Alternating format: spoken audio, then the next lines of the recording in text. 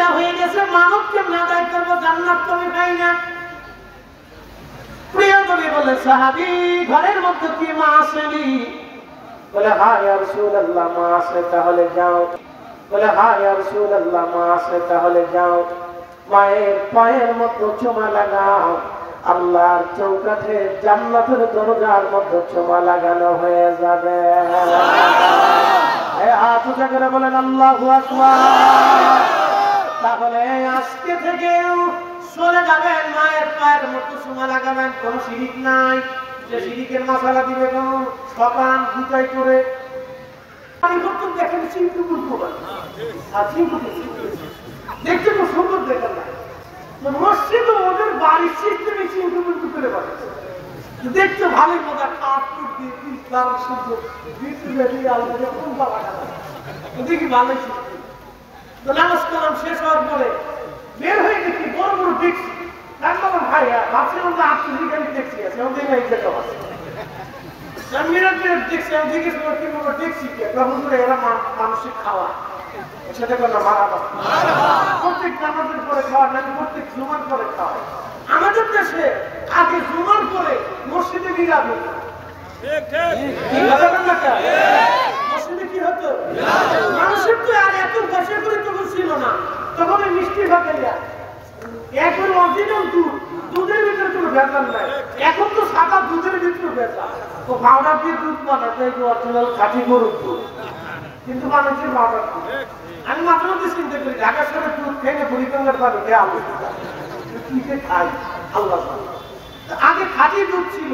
খাঁটি অরিজিনাল ধান ক্ষেতের ধান দিয়ে চাল দিয়ে সুন্দর করে মিষ্টি পাকে নিয়ে আসছে, তখন পেরেন্টস ছিল না কলা পাতা, কি মনে আছে নি? কলা পাতা সাদা শুনে ওরা জীবনে কলা পাতা খাইছে, কলা পাতা বুঝলো না। আগে কলা পাতা খাইছে, মসজিদে সুন্দর করে কলা পাতা খাইছে, কলা পাতার ভিতরে মিষ্টি খাইছে, মেলা দেখছে। তা আমি যে দেখি মানুষ তৈরি সুন্দর করে আনা খাবার টাবার, এমন ঘটনা কি বড় করে টেবিলের উপর দেখি অনেক কলা। আমি জিজ্ঞেস করলাম এত কলা খায়, মুসল্লিরা আসবে করতে করতে নামাজ পড়বে, যার যার খুশি মতো কলা টলা খাবে, ফল টল খাবে। বলো মাশাআল্লাহ ভালো। তাহলে এরা যে কলা খাওয়ায়, আমরা বাংলাদেশে মিলাদ করে জিলাপি খাইলে আমরা হচ্ছে জিলাপি হুজুর, এরা যে কলা খাওয়ায় তাহলে এলো কলা হুজুর। আর সৌদি আরবের খেজুর খাওয়া হলো খেজুর হুজুর, আর আমরা হচ্ছি জিলাপি হুজুর। তো চিন্তা করলাম যাক ভালোই হইল, তাহলে এরা কলা হুজুর, আমরা জিলাপি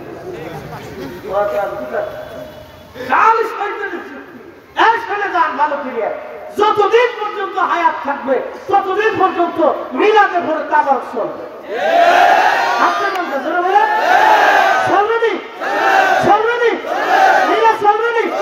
বাড়ি কোরআন খতম চলবে, যে বেদাতের ফতোয়া দেয় ওরা দাওয়াত দিবেন না, যে আপনার মরার ঘরে দোয়া করবে না তার সাথে খাতির করে কোনো লাভ নাই। ও খাওয়ানো সেটা কুত্তা খাওয়ানো লাভ। এখন একজন বাবারও জিজ্ঞেস করেন, বাবা তুমি বুড়া হয়ে গেছো, তো তুমি এখনো ফল ফল এটা সেটা খাও না, জমির একটু খেতে মিশিয়ে গেল। আমার ছেলে মেয়েরা আছে, ওদের জন্য নাই খেতে কষ্ট কারণে না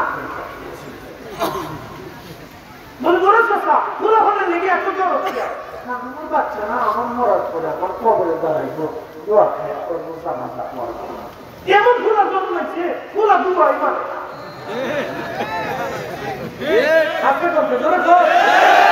ফুলা কি মানে না, ফুলা কি মানে না, ফুলা কি মানে না, ওই ফুলা দুনিয়া প্রায় খেতে হচ্ছে যে খুব চালে খেতে যাবো না। কথা উচিত একবারে ব্যাকরি ডাইনিকে একসঙ্গে দিচ্ছে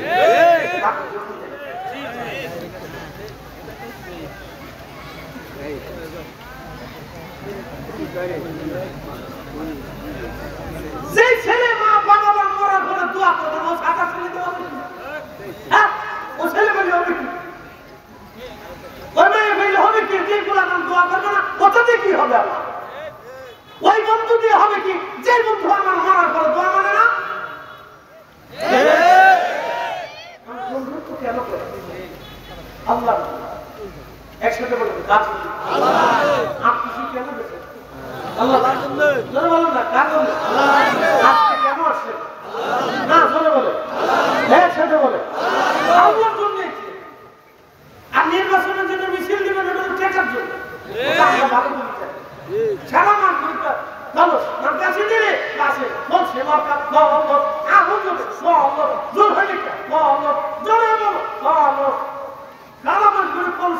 চিল্লেছে পরে বদনাম আগে 3 যাত্রী বলে থাকে ভোট করে আছে কোথায় তো বাসটা আছে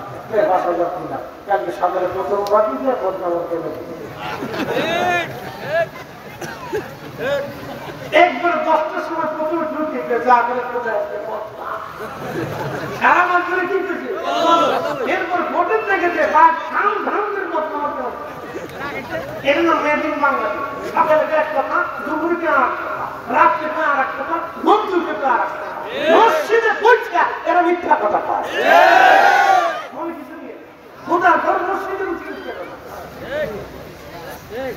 মসজিদে দাঁড়াইতে হুজুর এই আমার নামে 50 বস্তা সিমেন্ট লেখে কি আমাদের একদিন পর্যন্ত আর পর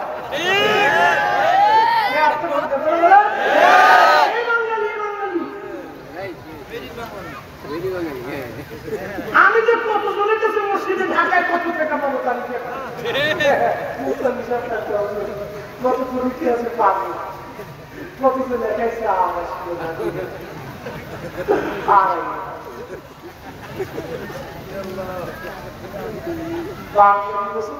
আল্লাহর সাথে সারা কি করে আপনার পকেট কিন্তু সাবধান পকেট সাবধান পকেট সাবধান প্রিয় মুস্তাদে হাজির ভালো করে শুনে যাবেন কিছু কথা দুনিয়ার প্রয়োজনে বললাম কেন বললাম আপনাদেরকে মূলের দিকে ফিরে নিয়ে চলে যাই আহা আল্লাহ কোরআনে বলেন ওয়া কাযা রাব্বুকা আল্লা তা'বুদু ইল্লা ইয়্যাহু ওয়া বিল ওয়ালিদাইনি ইহসানা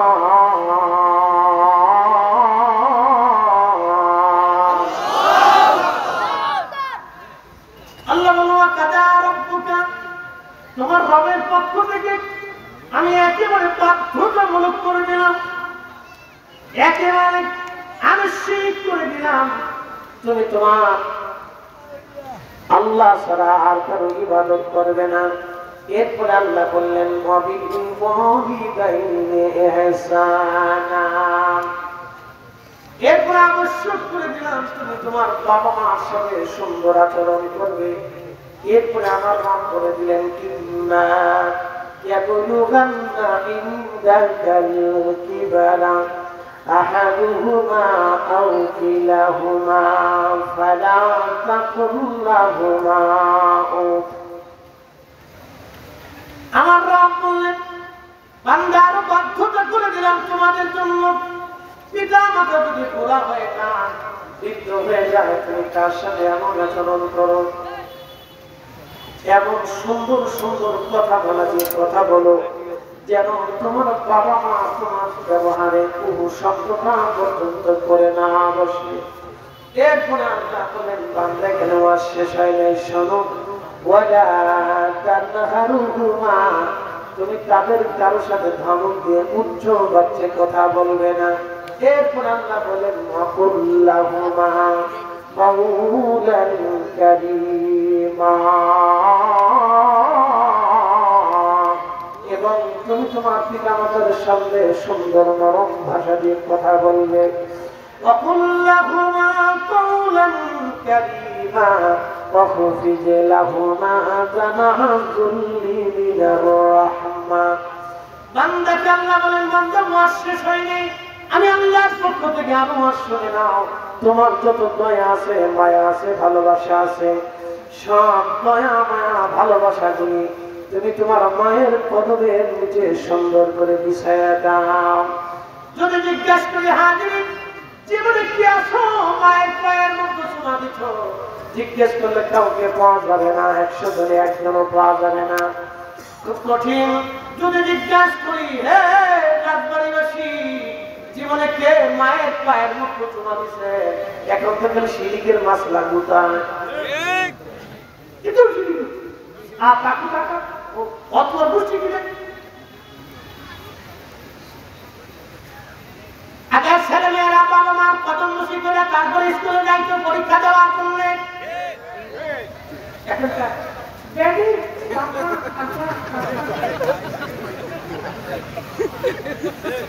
ঠিক ঠিক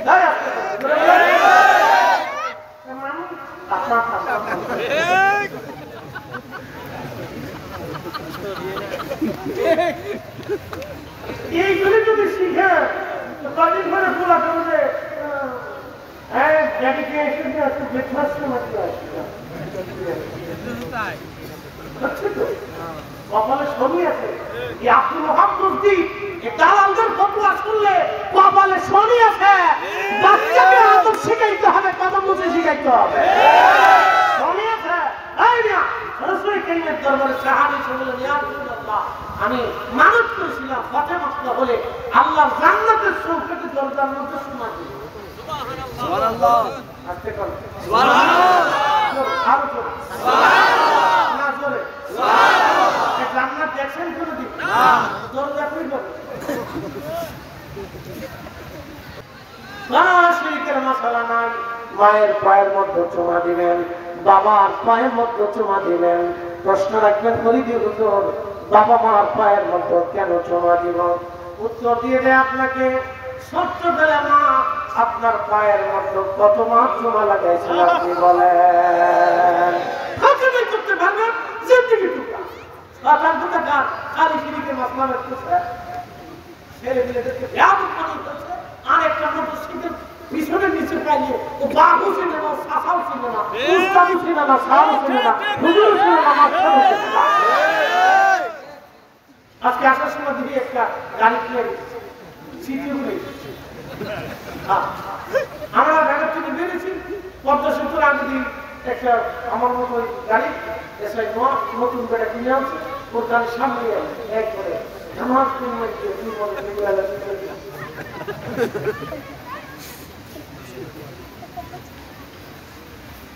শোনেন আমাদের দেশের ছেলেপেলেরা কি আর আধুনিক মালয়েশিয়ার ছেলেপেলেদের থেকে কি আমাদের দেশের ছেলেপেলেরা আধুনিক যাই দেখেন তো বাংলাদেশের মানুষের সরকারি আমাদের দেশে যত শিল্পী মোটরসাইকেল আছে একটাও কিনবে না কোনো অনুমতি নেই যত শিল্পী খালি বাংলাদেশে আছে শিল্পী এক একটা কি ভাব মোটরসাইকেল ভাব দেখতে মোটরসাইকেল না এটা কি আসলে আসলে কি সিস্টেমের মোটরসাইকেল আছে সৌদি আরবে না সৌদি আরবের ধনীরা বাংলাদেশের ধনীদেরকে নিয়ে পকেটে করে নিয়ে ঘুরে বেড়াতে পারে তাদের বাচ্চারাও এই সমস্ত সিঙ্গাপুর মোটরসাইকেলের অনুমতি পায় পৃথিবীর উন্নত বিশ্বতে যায় দেখে এই সিঙ্গাপুর মোটরসাইকেল পায় শুধুই বাংলাদেশের ভিতরে